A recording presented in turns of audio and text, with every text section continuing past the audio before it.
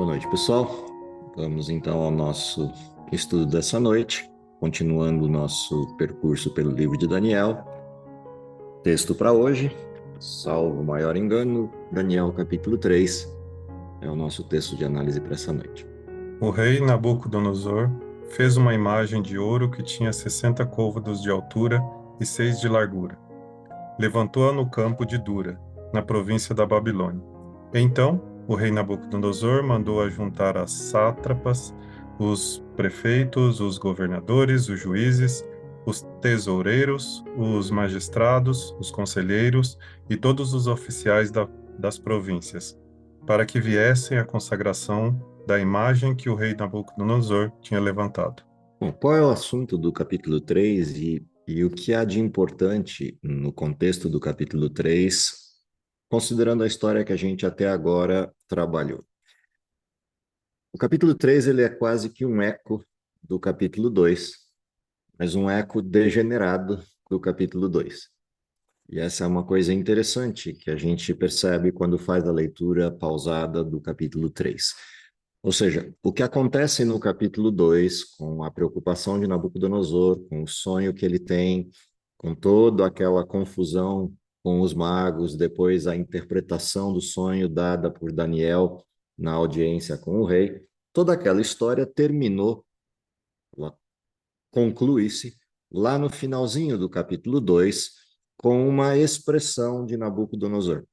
Se a gente vai ao final do capítulo 2, lá nos últimos versos do capítulo 2, você vai ver lá no verso 48 e no verso 49 a seguinte referência. Então, o rei engrandeceu a Daniel, lhe deu muitas grandes dádivas e o pôs por governador de toda a província da Babilônia, como também o fez chefe dos governadores sobre todos os sábios.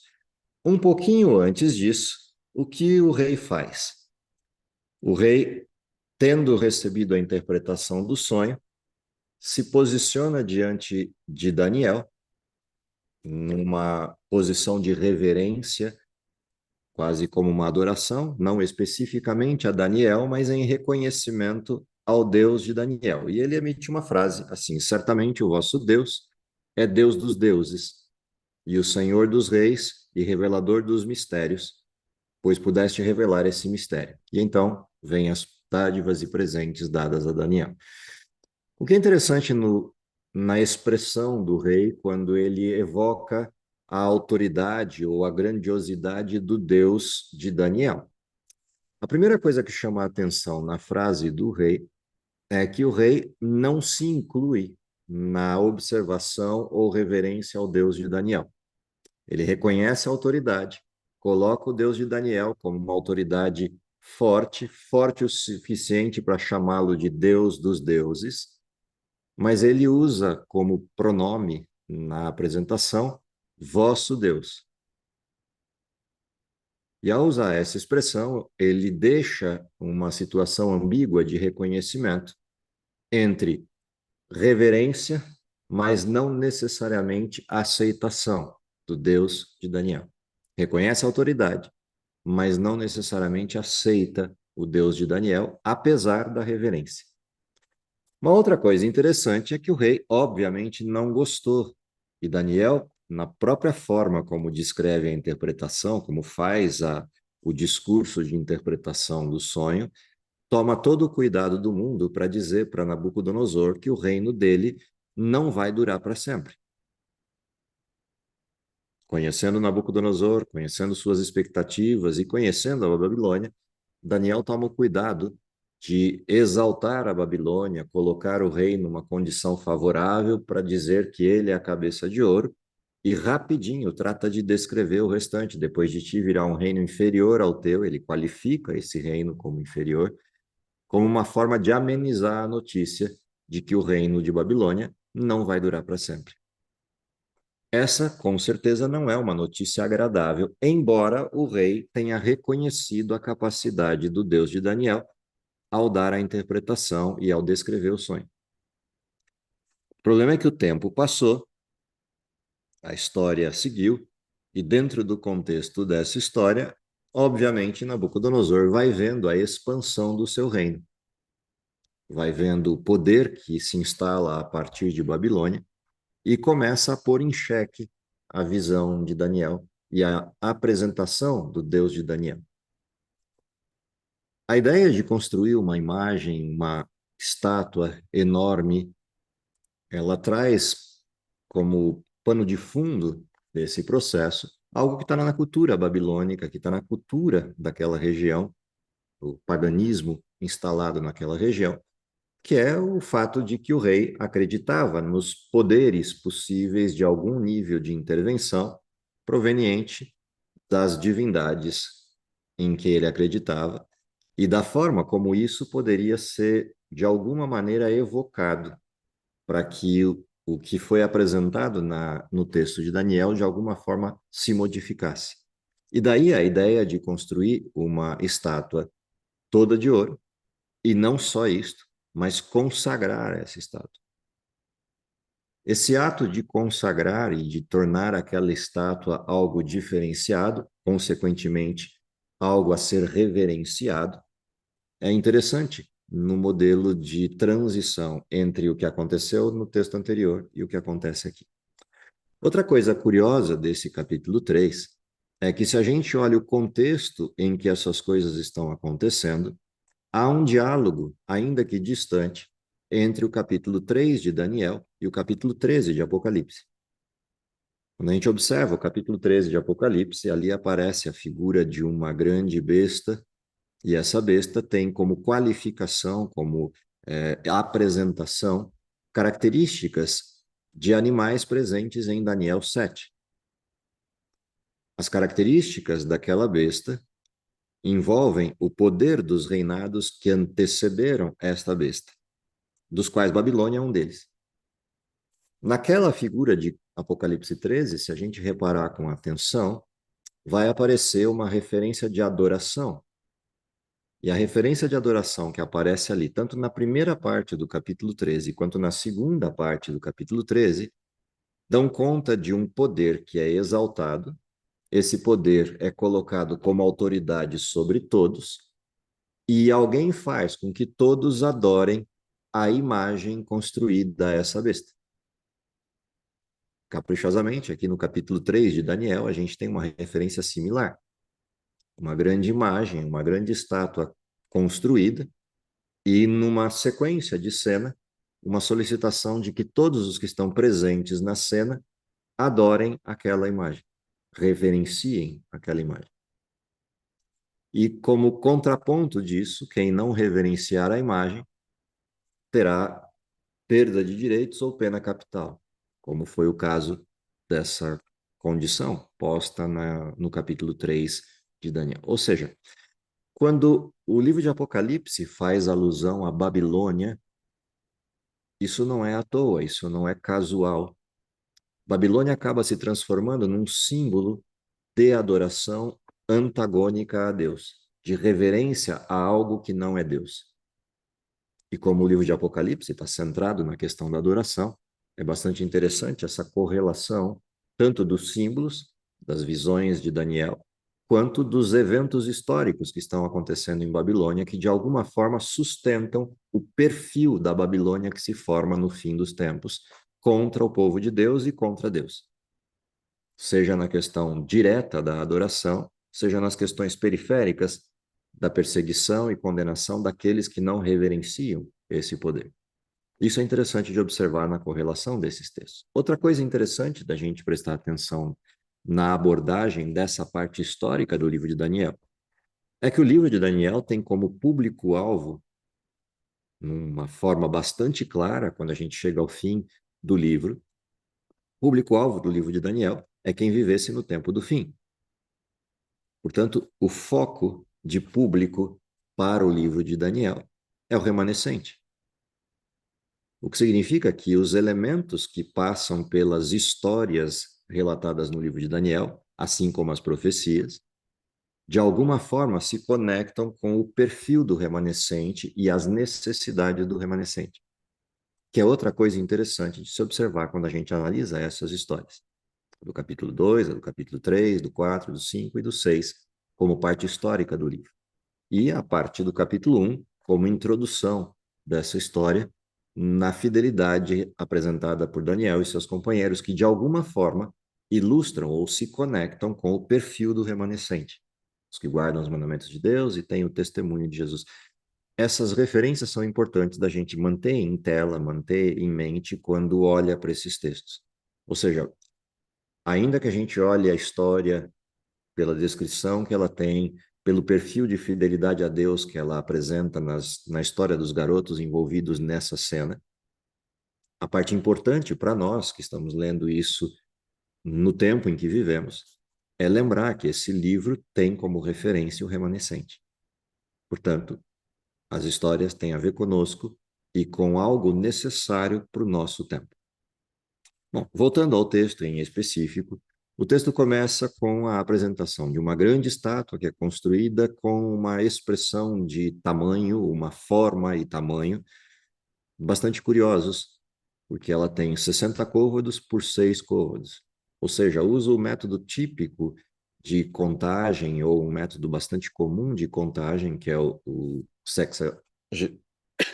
desculpa, sexagesimal, que é o modelo de contagem babilônica. Daí algumas referências que se faz cruzadas também com o capítulo 13 de Apocalipse, quando o número da besta lá no fim de Apocalipse é apresentado e a conexão com Babilônia é quase inevitável na representação numérica também. Porque lá aparece a besta, aquela que foi para quem foi construída uma imagem, todos obrigados a adorá-la, com o número de 666, algo que também tem conexão com o modelo de contagem da Babilônia. Essa estrutura de 60 por 6, ela traz esse pano de fundo importante no desenho. Outra coisa interessante é que, exatamente por causa dessa medida, muita gente questiona o capítulo 3 de Daniel como um capítulo não histórico, apenas como uma lenda ou uma metáfora da realidade. Porque a proporção 60 por 6 não bate com a proporção do desenho de um ser humano. A proporção de um desenho do ser humano é algo em torno aí de 5 por 1, ou um pouco menos. O problema é que as pessoas se esquecem que uma estátua desse porte não seria construída só a estátua no chão. Usualmente, essa estátua teria um grande pedestal embaixo, e provavelmente nesse pedestal estivesse como referência o rei Nabucodonosor, ou no seu trono, ou o grupo que estivesse promovendo aquela cerimônia. Algo mais ou menos parecido aí com estátuas conhecidas do nosso tempo, que tem um imenso pedestal embaixo, abaixo dessa estátua. Talvez a mais famosa do mundo seja a Estátua da Liberdade. E se a gente lembrar, metade, um pouco menos dela, é o pedestal que está debaixo dela. O restante é a estátua. Se a gente assumir essa mesma condição para essa estátua de Nabucodonosor, a proporção de quase meio a meio levaria a uma ideia de proporção de 5 por 1, ou 3 por 15 de altura, que seria mais ou menos a altura da imagem. O resto, a altura do grande pedestal abaixo dela. Seja qual for a questão, o fato é que o relato é tão preciso na forma e diálogo do que acontece que não precisaria nem dos cálculos da estátua para a gente perceber que o fundamento histórico desse evento é bastante substantivo. Além disso, tem um texto externo curioso, escrito por Heródoto, que relata a construção dessa estátua, inclusive relata o quanto de ouro foi usado para ela, quando Heródoto fala que os caldeus contaram para ele, embora ele não tenha visto a estátua, os caldeus relataram para ele como essa estátua era e o que estava envolvido na sua construção. E a história parece bater com o relato que está em Daniel. O que vem na sequência e que também gera alguma polêmica, ainda olhando para essa parte histórica do texto do capítulo 3, é o fato de que a estátua foi levantada na campina ou no campo de Durã ou de Dura. Sobre essa questão também há muita discussão, principalmente porque se Dura for uma referência a uma região de planície próxima à província da Babilônia, nós estamos falando aí de alguma coisa em torno de uns 10, 12 ou até 15 quilômetros ao sul de Babilônia. E isso traria uma dificuldade ao texto, que é toda a discussão da fornalha. algo que parece muito mais próximo de Babilônia do que algo acontecendo na planície de Dura. Independente de, aqui há uma outra questão que surge nas discussões históricas desse texto, arqueológicas desse texto e linguísticas desse texto, de que a palavra dura que aparece aqui, ela é emprestada de uma língua externa ao desenho, a língua acadiana. E ela também pode ser traduzida como muro, tanto que se a gente pegar o texto da Septuaginta, ela verte esse texto para planície do muro, e não planície de Dura, no sentido de localidade, como a gente está olhando aqui. E se for isso mesmo, então seria a planície de uma das alas de muro do, da construção da cidade ou do subúrbio da cidade de Babilônia. O que faria mais sentido com tudo que está envolvido na cena. Os músicos, o relato de todos os que vieram para a cena, o fato de que há fornalhas para serem jogados os sujeitos, algo que é consistente com o subúrbio de Babilônia e com a estátua ser construída numa planície próxima ao rio Eufrates, de um dos lados do muro da Babilônia. Seja qual for a realidade dessa história, porque a gente não consegue reconstituí-la de forma plena, não há consenso sobre isso, o fato é que parece ser essa questão de uma construção da estátua mais próximo da cidade de Babilônia a situação mais consistente com o que acontece em toda a história relatada daqui para frente. E também com o fato de que Babilônia estaria no centro das atenções desse momento específico de consagração, e essa estátua ficaria ali como um marco proximal de Babilônia para quem chegasse e visse aquela imensa construção de quase 30 metros de altura por aproximadamente aí quase 3 metros de largura, contando o seu pedestal.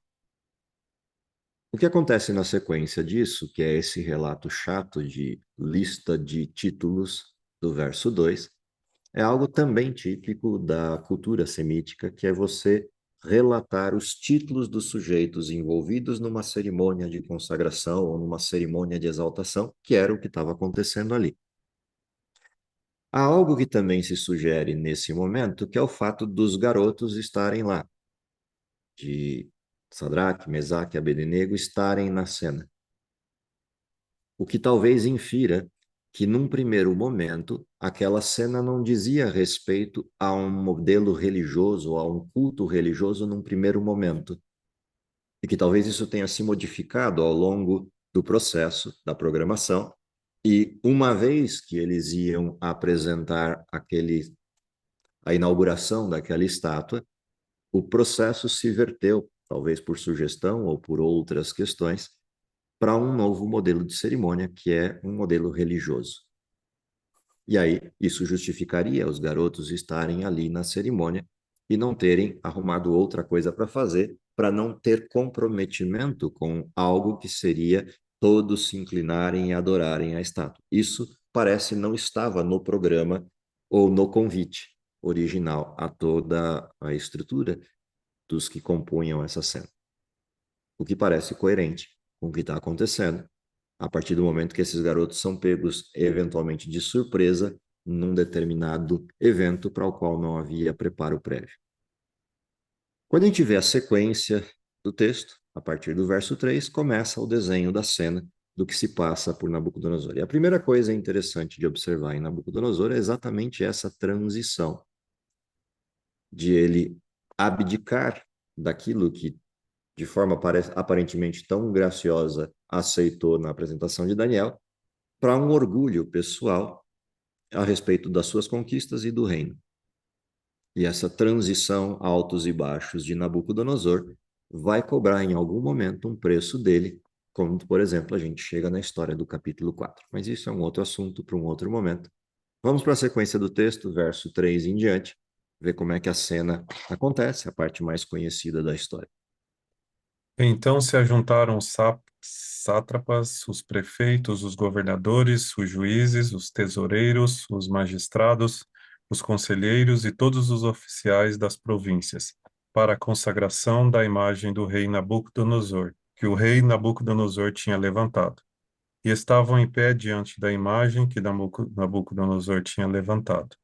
Nisto, o arauto apregoava em alta voz: Ordena-se a vós outros, ó povos, nações e homens de todas as línguas, no momento em que ouvirdes o som da trombeta, do pífaro, da harpa, do cítaro, do saltério, da gaita, de foles e de toda sorte de música, vós prostrareis e adorareis a imagem de ouro que o rei Nabucodonosor levantou.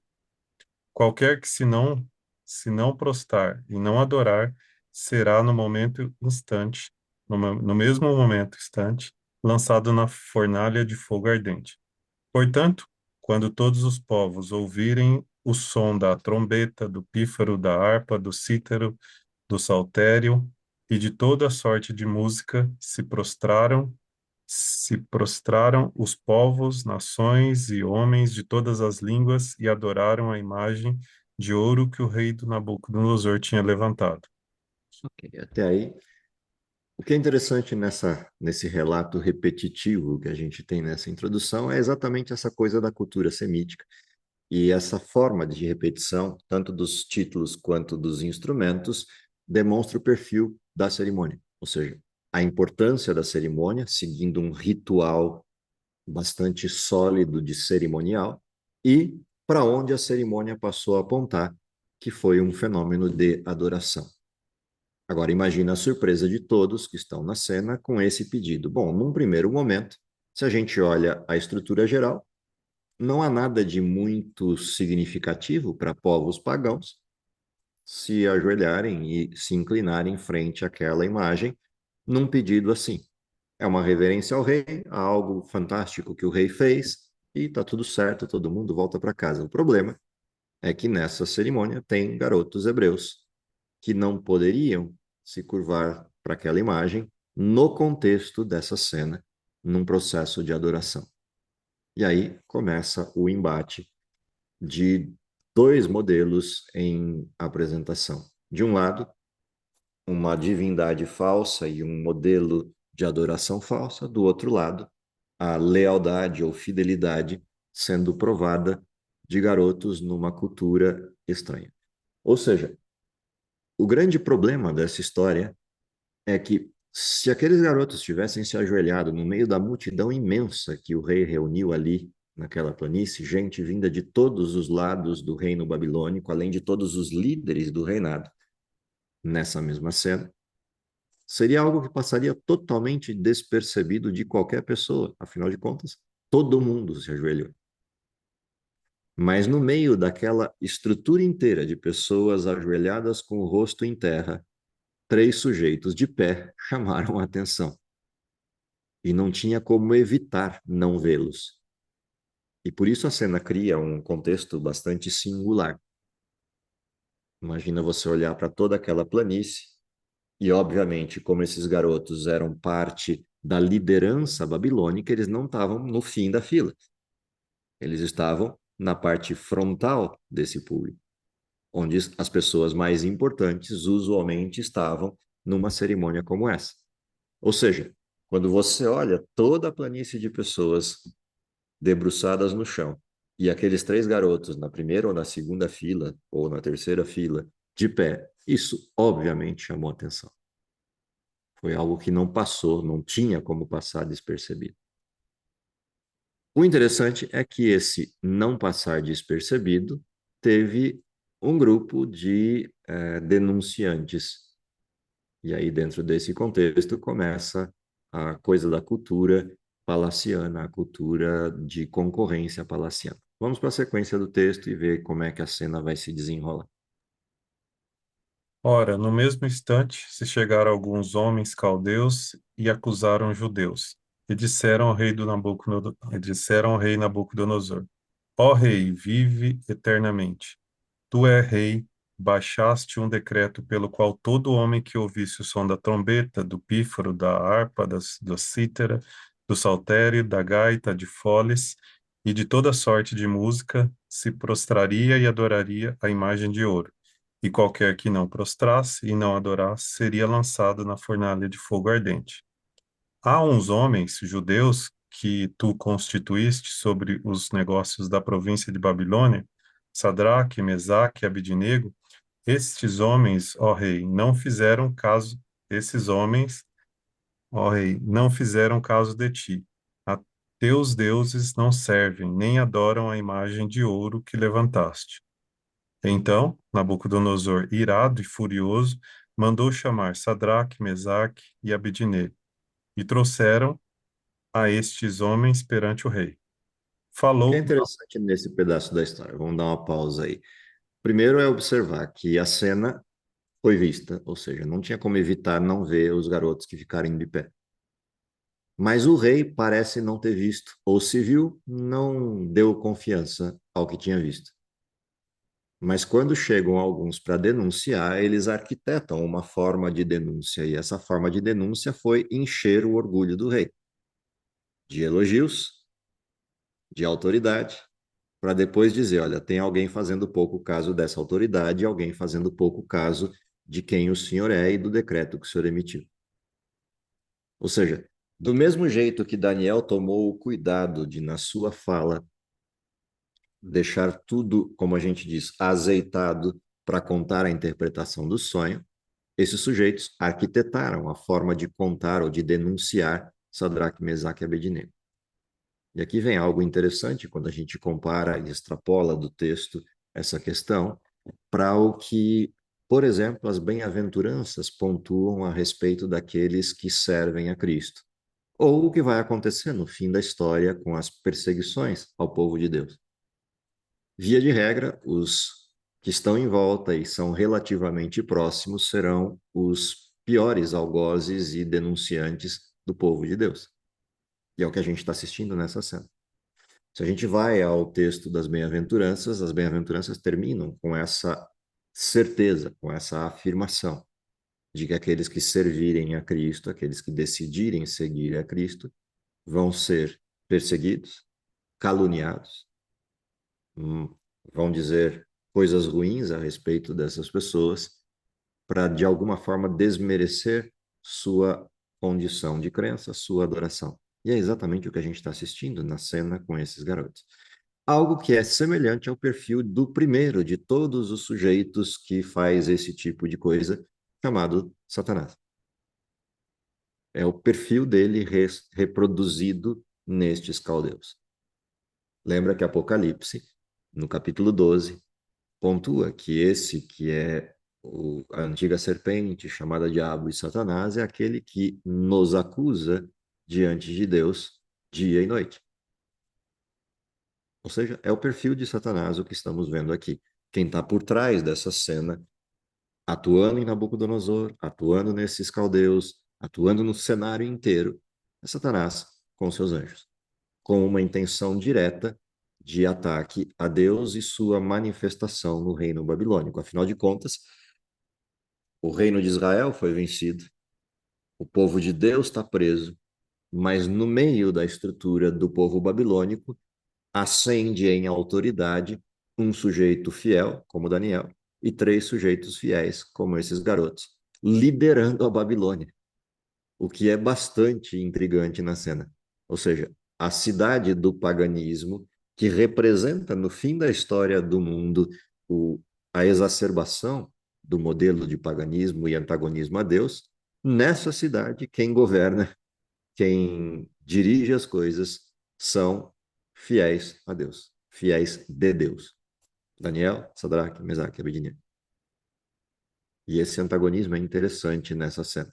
Ou seja, no meio do pior cenário, Deus mantém sua autoridade, mantém sua proteção, mantém sua condição de cuidado, o que para nós é uma lição bastante importante quando a gente traz isso para o contexto atual. 2.000 anos, no caso dessa história, 2.600 anos aproximadamente para frente, e começa a olhar o que está acontecendo.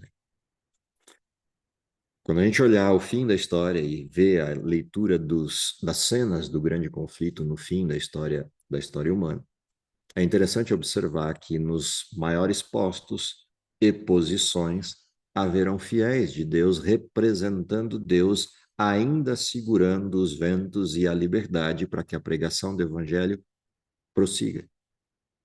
Algo que a gente está vendo na cena desses garotos no reino babilônico. Na sequência, diz que o rei mandou buscar esses garotos e eles vieram arrastados até a frente do rei. E aí começa um diálogo entre ele e os garotos que demonstra algumas peculiaridades do perfil babilônico, das intenções do rei, mas também deixa muito claro por que os garotos fizeram o que fizeram. Então vamos lá, verso 14 em diante. Falou Nabucodonosor e lhes disse: É verdade, ó Sadraque, Mesaque e Abednego, que vós não servis a meus deuses, nem adorais a imagem de ouro que levantei? Agora, pois, estai dispostos, e quando ouvirdes o som da trombeta, do pífaro, da cítara, da harpa, do saltério, da gaita de foles, prostrai-vos e adorai a imagem que fiz. Porém, se não adorares, sereis no mesmo instante lançados na fornalha de fogo ardente. E quem é? Dá dá uma paradinha aí, só para a gente ir por pedaços da história. Primeira coisa interessante aí, quando a gente olha esse pedaço da história, é que algumas traduções vertem esse texto de uma forma diferente, e eu gosto dessa comparação, ainda que não esteja errado a tradução do é verdade, mas algumas trazem como é de propósito, ou seja, é intencionalmente que vocês estão fazendo o que fizeram. Parece, na pergunta de Nabucodonosor, a despeito da ira, a despeito da raiva, a despeito da bronca manifesta na fisionomia de Nabucodonosor, parece que ele ainda não acredita que esses garotos teriam feito isso na forma de afronta. E a estrutura de pergunta demonstra uma parte disso, ou seja, vocês estão realmente fazendo isso de propósito ou foi de repente um acidente, vocês não perceberam o que aconteceu? O questionamento caminha nessa direção. O que mostra que uma coisa é a fúria dele na denúncia. A outra coisa é quando ele enxerga esses garotos face a face e agora tem que tomar uma decisão do que fazer com eles. Porque o decreto estava dado, eles teriam que ir para a fornalha. Há uma questão legal, ou seja, dentro da estrutura babilônica, eles teriam que ter a chance de defesa e um julgamento justo para depois ser jogado na fornalha, mas era o rei que estava ali, de qualquer maneira. E o decreto já tinha sido emitido no sentido de anúncio público. Ainda assim, ele segue, ou seja, ele recua da fúria e segue o rito legal, questionando se eles de fato fizeram aquilo conscientemente ou não. E propõe uma segunda chance, uma outra alternativa, que é o que vai vir na sequência da história, dentro do diálogo do rei com eles. Então vamos para a sequência. Segue lá. E quem é o Deus que vos poderá livrar das minhas mãos? Responderam Sadraque, Mesaque e Abednego ao rei: Ó Nabucodonosor, quanto a isto, não necessitamos te responder. Se o nosso Deus, a quem servirmos, quer livrar-nos, ele nos livrará da fornalha de fogo ardente e das tuas mãos, ó rei. Se não, fique sabendo, ó rei, que não serviremos a teus deuses, nem adoraremos a imagem de ouro que levantastes. Então Nabucodonosor se encheu de fúria e, transtornado o aspecto do seu rosto contra Sadraque, Mesaque e Abednego, ordenou que se acendesse a fornalha 7 vezes mais do que se acostumava. Ordenou aos homens mais poderosos que estavam no seu exército que atassem a Sadraque, Mesaque e Abednego e os lançassem na fornalha de fogo ardente. Então, esses homens foram atados com seus mantos, suas túnicas e chapéus e suas outras roupas e foram lançados na fornalha sobre maneira acesa. Porque a palavra do rei, Até aí tá bom. Vamos por pedaços. O que é interessante nessa parte sequencial da cena? Uma primeira coisa que chama atenção é a resposta dos garotos. A resposta deles para o rei, quando o rei faz todo aquele questionamento, é dizer para o rei que sobre aquilo não há necessidade de responder para o rei. Obviamente, isso pode parecer uma resposta torta, uma resposta atravessada, mas na realidade não é. A resposta é uma resposta de natureza jurídica, é uma resposta direta sobre o tema que está em questão. Ou seja, eles não estão se recusando a responder ao rei. Eles estão dizendo: Não há que continuar o processo de julgamento, ou seja, nós somos culpados desta questão.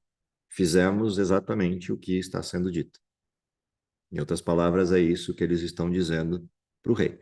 Mas a segunda parte da questão, ou seja, a segunda parte da resposta que eles dão à questão é: eis que o nosso Deus, a quem nós servimos, é que pode nos livrar, e ele nos livrará da fornalha ardente e da tua mão, ó rei. Mas mesmo que isso não aconteça, a gente avisa já para o senhor que nós não vamos servir aos seus deuses, nem adoraremos a estátua de ouro que o senhor levantou. Ou seja, eles constroem a resposta para o que o rei questionou de forma arrogante: quem é o Deus de vocês para poder livrar vocês das minhas mãos? E eles falaram: ele é poderoso o suficiente para fazer isso. Mas mesmo que ele decida não fazer, nossa decisão já está tomada. Nós não vamos nos ajoelhar. Nós não vamos fazer o que o senhor está pedindo. E aí, obviamente, o rei explodiu de raiva e segue a cena como a gente viu. Parte curiosa da cena, a gente tem que lembrar o que eram as fornalhas, para quem eventualmente nunca viu uma fornalha ou não entende a cena no sentido completo. A fornalha tem a ver com o que acontecia naquela região. Se vocês lembrarem da nossa primeira e segunda referência de estudo, algumas imagens que eu mostrei de Babilônia mostram o estilo de construção babilônica. E o estilo de construção da Babilônia guarda dois tipos de materiais principais: tijolos queimados e ladrilhos vitrificados queimados. O que significa que eles tinham que ter não só uma quantidade bastante razoável de fornalhas para essas olarias todas funcionarem, como também eles tinham que ter um material de aquecimento para essas fornalhas que chegasse à temperatura ideal para fazer os ladrilhos, não só os tijolos queimados. O que significa que essas fornalhas podiam chegar a temperaturas bastante altas até a vitrificação produzida naqueles ladrilhos, como a gente faz azulejo até hoje. O que significa que esse formato: aqueçam 7 vezes mais. Obviamente, esse é um texto retórico de hipérbole, né, de exagero do aquecimento, mas ainda assim, o que ele mandou é: joguem para a temperatura máxima. E fizeram isso. Outra coisa também importante da gente lembrar é a região onde Babilônia está. Lembra que Babilônia está na região onde hoje a gente conhece como a região iraquiana. E a região do Iraque é famosa, além das brigas e confusões que aconteceram por lá com o finado Saddam Hussein, ela é famosa pela questão do petróleo presente na região. E há lugares próximos, inclusive, à Babilônia, próximos, modo de dizer, né? 40, 50 quilômetros de Babilônia, onde você tem estruturas de poços de petróleo ou de petróleo a céu aberto. Uma dessas regiões tem, inclusive, um lugar que o pessoal costuma também chamar de fornalha. Alguns até faziam alusão de que lá tivesse sido a fornalha onde jogaram os garotos, mas não bate com a história. E ali fica queimando constantemente o chão. Se a gente olhar parte das descrições das construções babilônicas, eles revestiam as construções com betume. E betume é proveniente desta estrutura. Óleo cru, óleo à base de estrutura e petróleo. E isso também é interessante na cena, ou seja, como é que eles aqueciam essas fornalhas para elas chegarem às temperaturas necessárias para o que produziam lá, usando palha e óleo cru para aquecer essas fornalhas. Então, imagina você acrescentar óleo cru, dentro dessas fornalhas, a temperatura para a qual isso foi elevado. E a temperatura foi tal, em função da ordem irada do rei de aquecer ao máximo, que quando os sujeitos chegam para jogar os garotos na fornalha, o que a gente vê na cena é os sujeitos que foram para próximo da fornalha morrerem com o, o bafo quente que saía da fornalha. Lembrando que a razão para isso é que eles tiveram que chegar bem perto para jogar os garotos dentro da fornalha. Muito provavelmente tenham feito isso na abertura superior, que normalmente essas fornalhas tinham, e onde eles depositavam ou jogavam material para combustão, e de lá jogaram os garotos para dentro. As fornalhas normalmente têm uma abertura em cima, e tem uma abertura na frente. A abertura na frente serve para quem vai enxergar o que está sendo queimado lá, os tijolos ou ladrilhos, em termos de temperatura e saber a hora de tirar esses tijolos ou de apagar ou diminuir o fogo dessa fornalha. Algo semelhante às nossas fornalhas de olaria que temos hoje, obviamente, em proporções muito provavelmente maiores do que as nossas. De qualquer maneira, é para lá que foram jogados esses garotos dentro desse contexto de fornalha.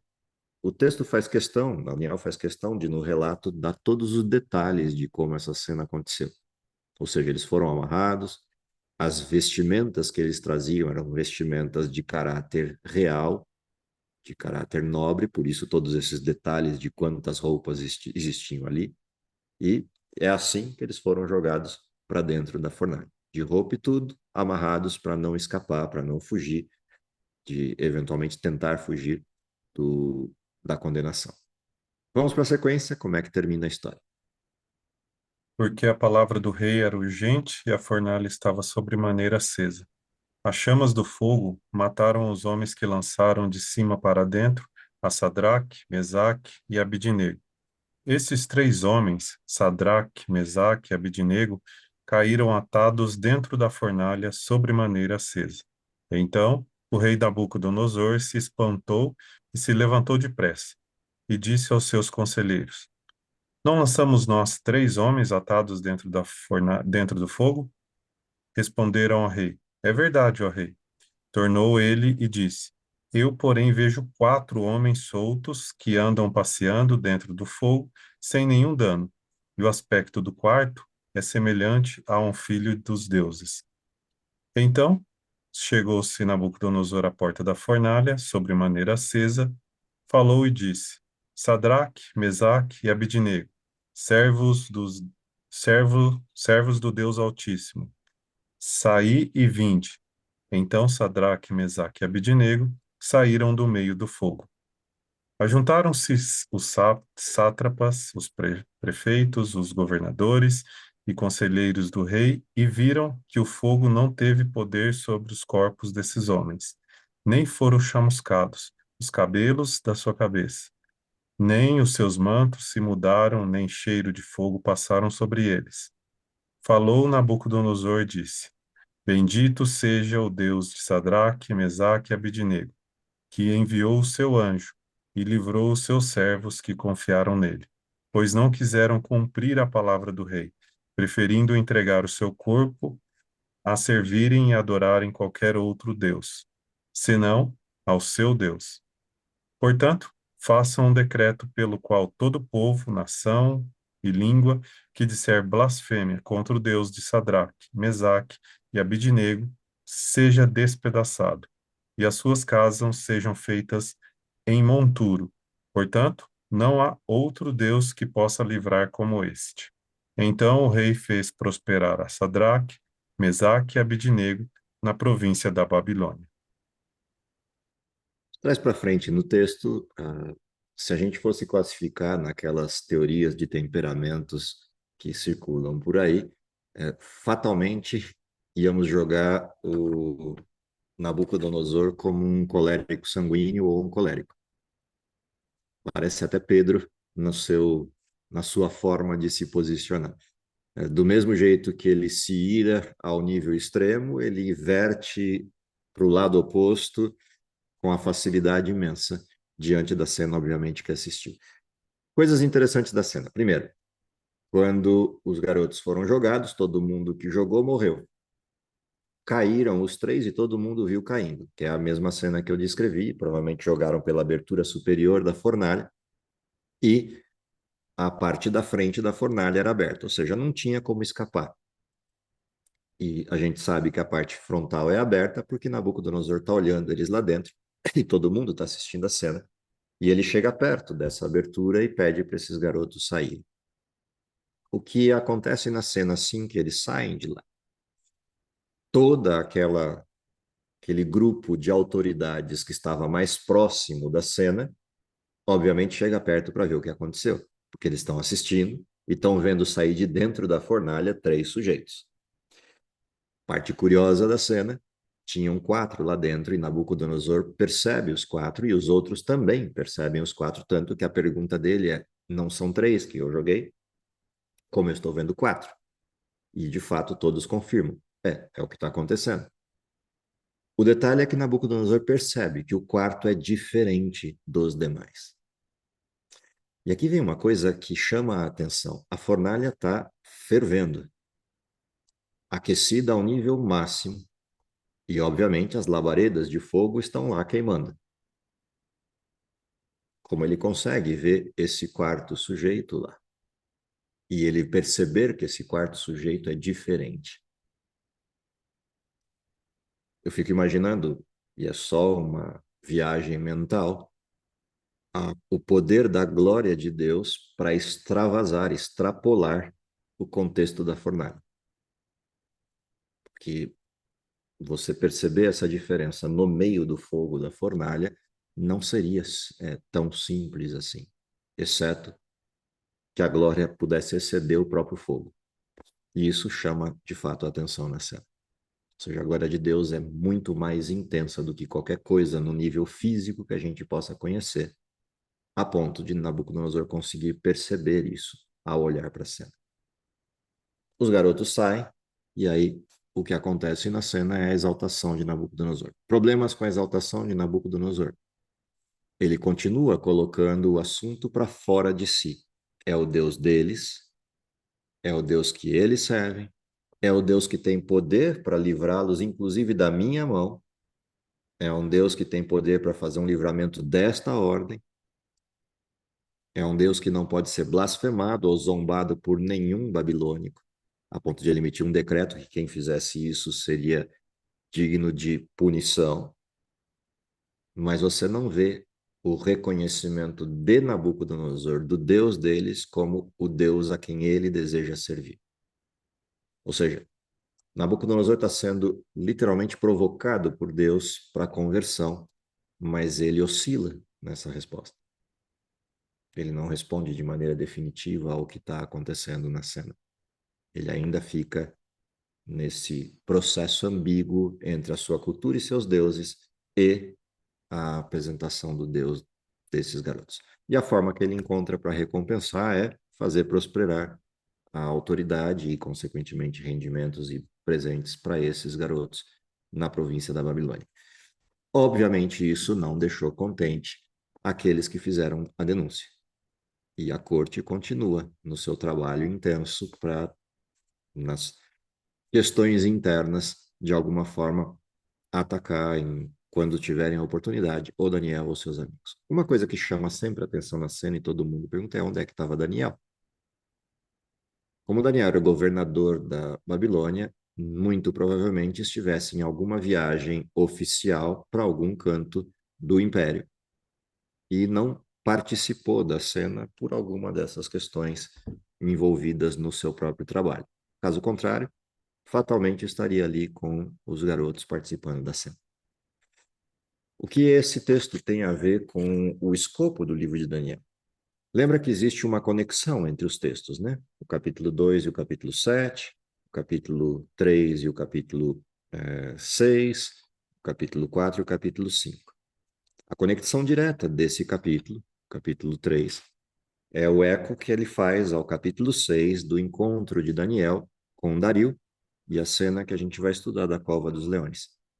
Similaridades entre esses dois textos são inevitáveis e o chamamento desse texto ao perfil do remanescente é inevitável. Qual é o perfil do remanescente? Ser fiel até a morte. O resultado é a coroa da vida.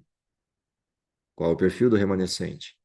A adoração única e exclusiva a Deus em todos os sentidos da vida. Qual é o perfil do remanescente?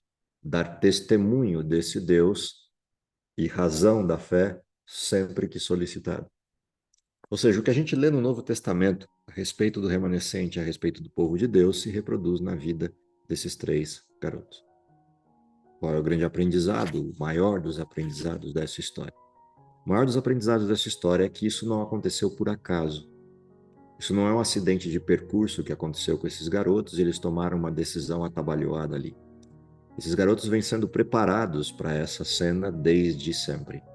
Ou seja, tem uma lição de casa feita antes que essa cena pudesse ocorrer. E essa lição de casa envolvia o fato de que eles estavam acostumados a orar, do mesmo jeito que Daniel. Estavam acostumados a estudar a palavra de Deus, do mesmo jeito que Daniel. Estavam acostumados a comungar com esse Deus, do mesmo jeito que Daniel.